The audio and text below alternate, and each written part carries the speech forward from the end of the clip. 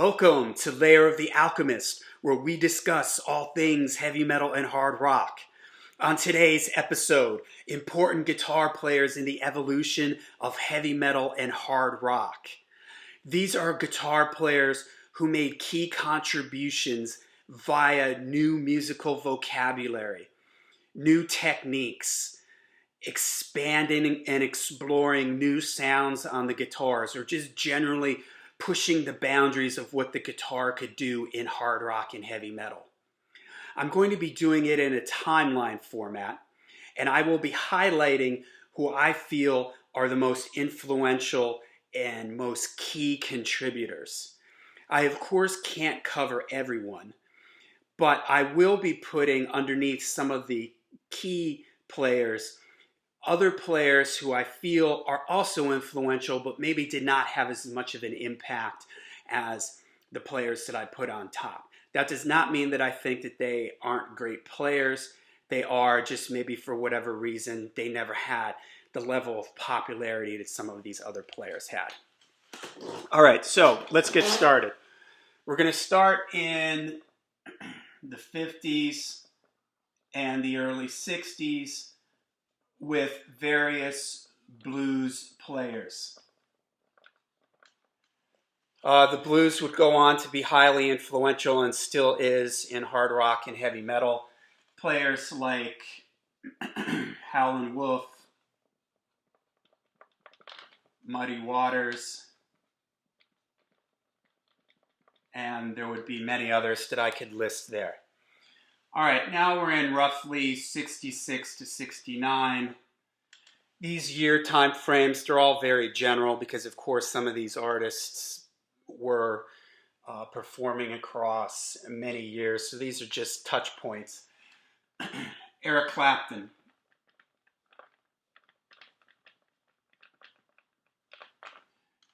Eric Clapton would take the blues players, amplify it, make it heavier. He would do that first mainly with Cream. I'm going to put underneath Eric Clapton, Jeff Beck. Although I think Jeff Beck is a great guitar player, he never really achieved the popularity outside of the world of guitar playing that Eric Clapton did. I think some of that is that Jeff Beck was never in a big super group like The Who or something like that. Okay, then we have Jimi Hendrix, maybe the most influential guitar player of all time. Pretty much everyone from this point on is influenced by Jimi Hendrix, either directly or indirectly.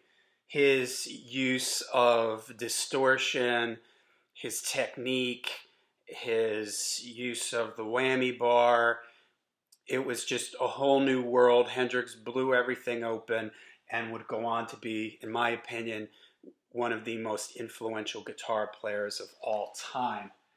I'm going to put underneath Jimi Hendrix, Leslie West.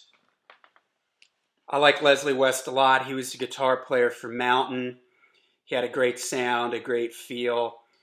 He never quite achieved the popularity that Hendrix did, or even Eric Clapton. I think maybe that was because his group Mountain was only around for so many years. They didn't put out tons and tons of records. Okay, now we're going to move into about 70 to 76. At this point, everyone is pretty much blues-based guitar playing, all taking their influences from the original blues players. Jimmy Page. Jimmy Page would found and be the driving force behind Led Zeppelin, maybe one of the big influences in hard rock and heavy metal, where Jimmy took the sound of the guitar, his technique, his combination of Celtic and folk influences, what he brought to the table as a producer with the sound of the guitar, highly influential. All right, I'm going to put Ritchie Blackmore.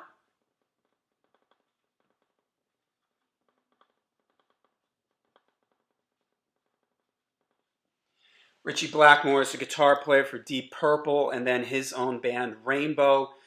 Ritchie is one of the first guys to take not only the blues but inject an element of classical influence into his playing. This would go on to be highly influential on a lot of guitar players in the 80s. I'm going to put underneath Ritchie Uli Roth. Uli John Roth got his start with the Scorpions. He never quite achieved the level of success that Ritchie Blackmore did in Deep Purple or Rainbow.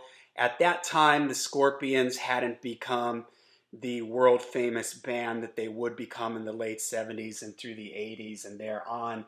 Uli Roth is another player who combines elements of Jimi Hendrix but also has a classical influence to his sound. All right, Tony Iommi. Black Sabbath releases their first album in 1970. Also in 1970, they released Paranoid. Black Sabbath, the godfathers of heavy metal. And many would argue that their first album is the first heavy metal album. Tony Iommi's sound and his heavy riffing style, his minor key riffs, will go on to be extremely influential on creating the genre of heavy metal. He is the godfather of the riff. All right, we are going to go now to about 77. These Ritchie Blackmore, Tony Iommi, Jimmy Page, they're doing all their stuff through the 70s. Right about the mid to late 70s, you have Michael Schenker.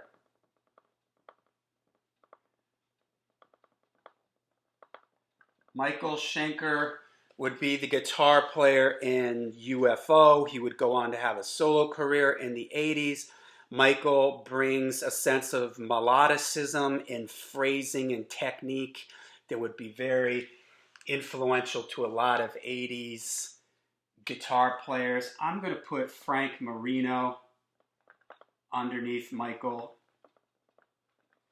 Frank Marino, a great guitar player in his band Mahogany Rush in his solo career.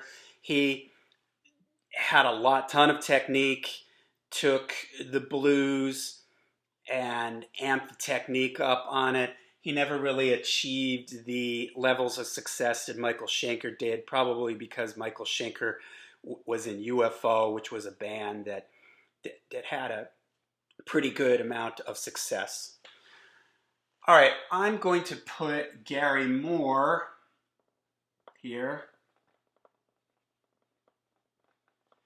Now, on my original chart, I was going to list some bands, but I thought that I would just keep this strictly to guitar players. I made another list of the evolution of heavy metal where I listed bands, but there are some bands in here that they may not have individual guitar players who were influential, but the sound of the bands, for instance, Wishbone Ash, Thin Lizzy, these bands, because of their dual guitar playing, Judas Priest also, because of the two guitar setup, two guitar players would become a staple sort of heavy metal groups in the 80s. Gary Moore starts off in a band called Skid Row, not the 80s Skid Row, an Irish band called Skid Row.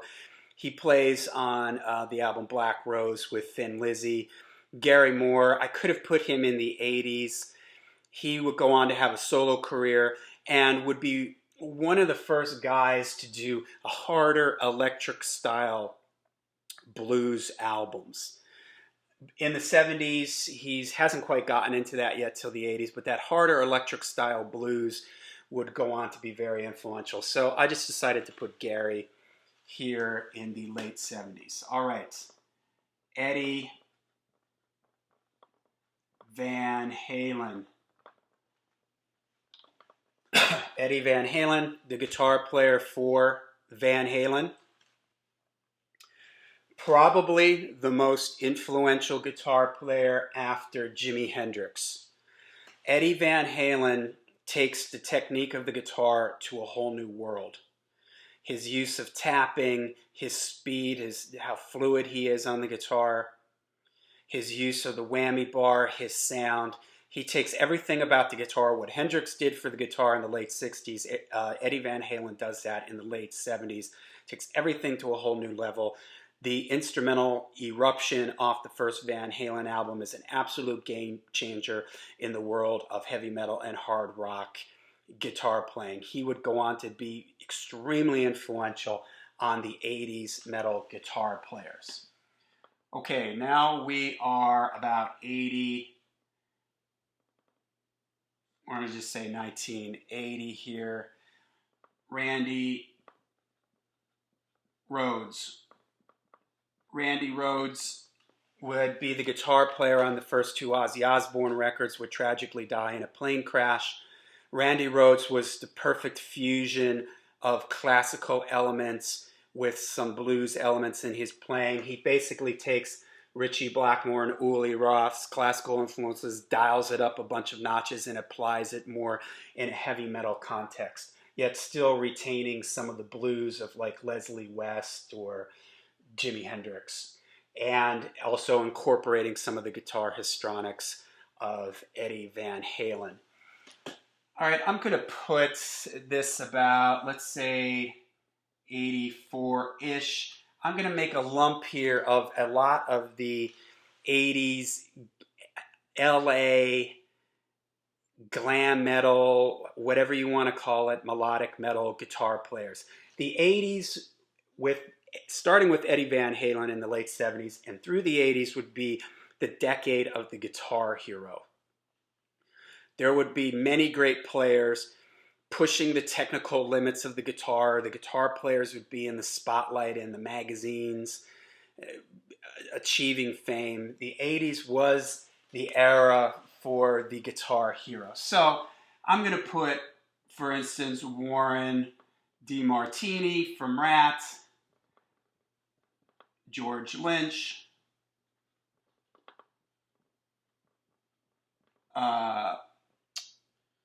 Jakey Lee, who would replace Randy in Ozzy's band, and Vivian Campbell, who would be the original guitar player in Dio's band.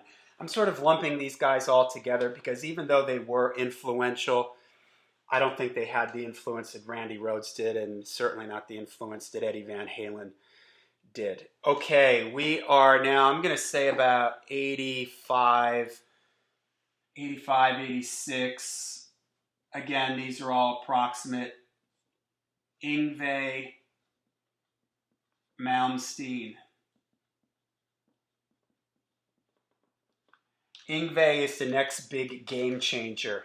Hendrix, Eddie Van Halen, Randy Rhoads, Yngwie Malmsteen. Yngwie Malmsteen takes the classical influence of Blackmore, Uli Roth, and Randy Rhoads, the technique of Eddie Van Halen, and he takes that classical element and dials it up to 100.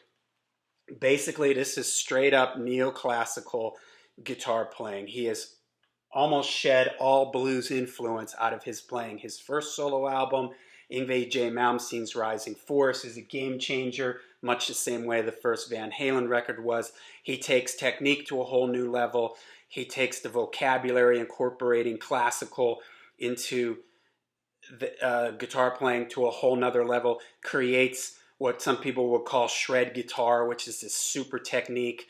Shrapnel Records, a record label that would release tons of instrumental guitar albums, basically being launched because of Yngwie's first solo album, Rising Force. Highly influential player.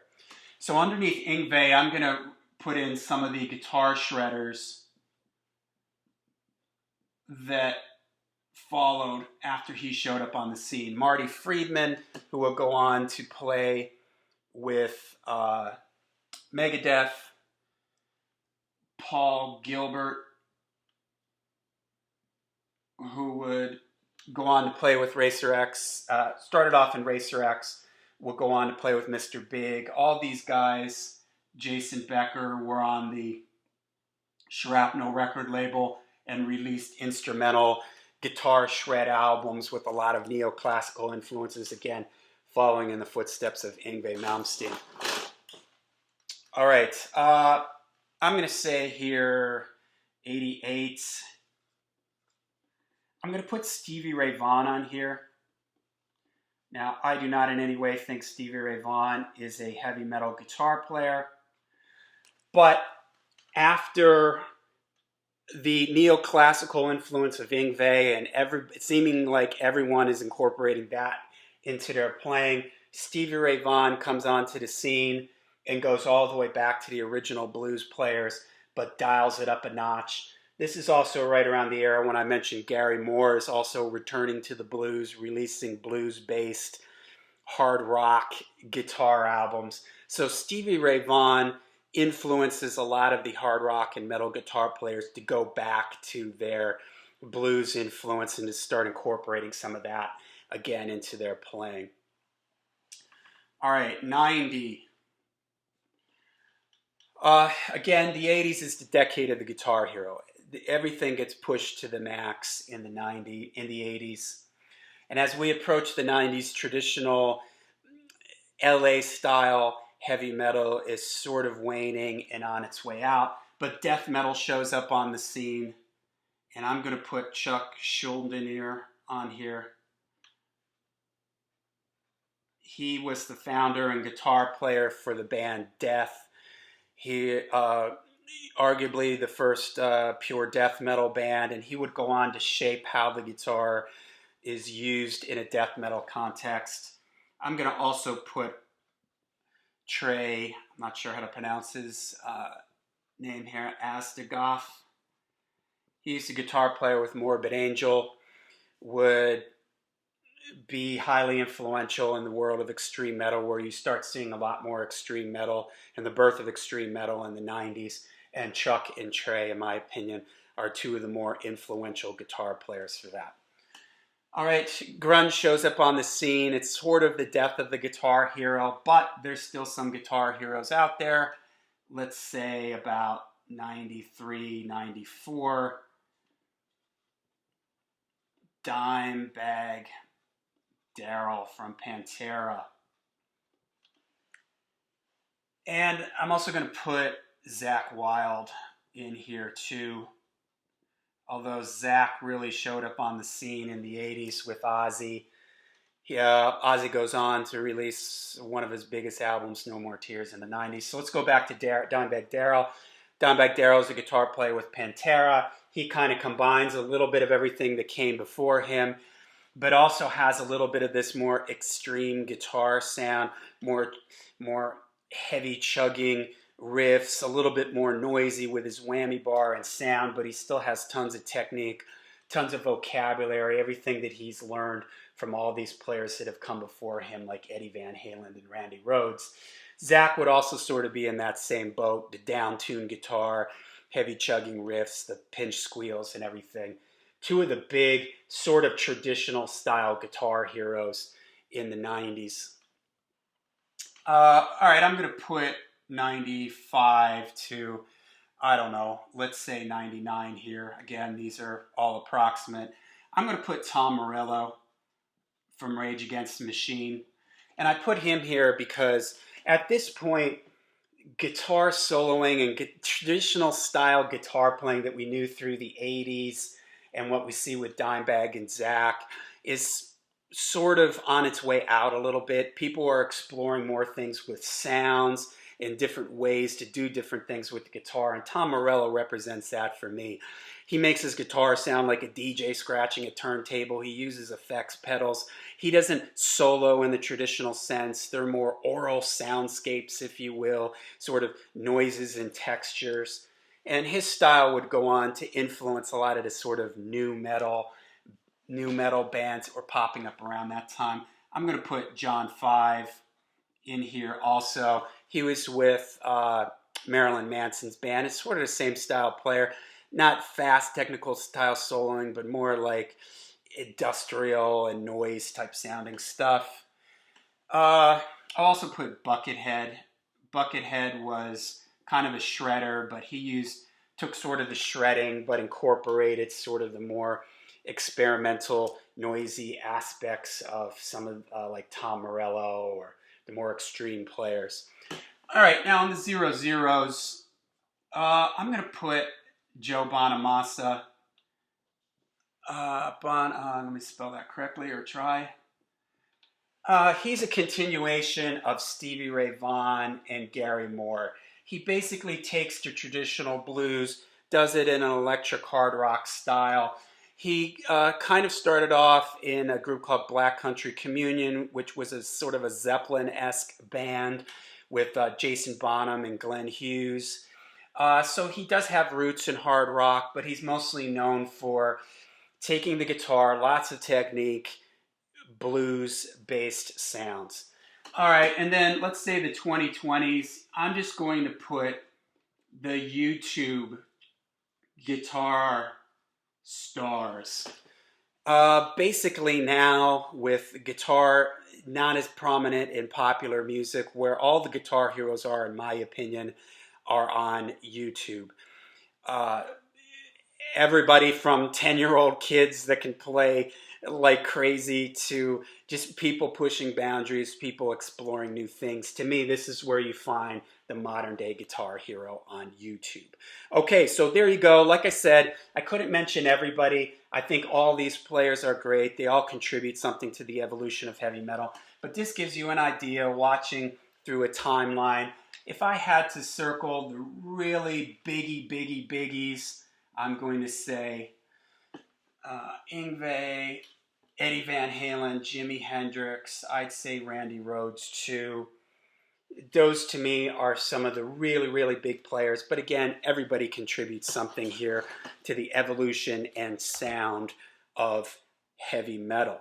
Okay, so there you go. Let me know what you think in the comments, what you think of some of these players. Like I said, I know there's some that I left off the list.